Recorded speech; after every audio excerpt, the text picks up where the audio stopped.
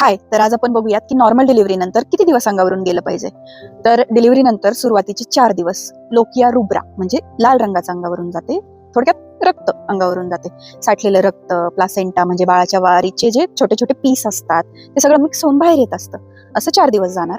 त्यानंतर lochia serosa ज्याला आपण म्हणतो ते 5व्या दिवसापासून 9व्या ते 10व्या दिवसापर्यंत अंगावरून जाते. त्याचा रंग कुठला आता की पिवळसर, गुलाबी किंवा ब्राउनिश कलरचा अंगावरून जाते. त्याचं प्रमाण थोडं थोडं कमी होत जाते जसे जसे दिवस पुढे जातात. आणि त्यानंतर 10व्या दिवसापासून 14व्या दिवसापर्यंत लोकिया अल्बा म्हणजे व्हाईटिश कलरचा डिस्चार्ज अंगावरून जाते. तर टोटल असं 14 दिवस अंगावरून जाणं ही गोष्ट नॉर्मल आहे. त्यात पण काही काही व्यक्तींचं, काही काही महिलांचं 3 आठवड्यापर्यंत अंगावरून जाणं ही गोष्ट नॉर्मल आहे. जनरलाइज आपण करतो इथे. पण आणि हे जे डिस्चार्ज आहे त्याचा फिशी ओडर म्हणजे असं फिशी स्मेल असतो त्याला. जर या व्यतिरिक्त खूप जास्त दिवस अंगावरून लाल जात राहणं किंवा खूप उग्र घाणेरडा वास त्या स्रावाला असणं हे सगळं पॅथॉलॉजिकल असू शकते. म्हणजे इन्फेक्शन असू शकते, कुठली सिस्ट वगैरे तयार झालेली असू शकते. ते आपण रूल आउट केलं पाहिजे. सो मी डॉक्टर पूनम, तुमची घरची गायनॅक. Happy learning.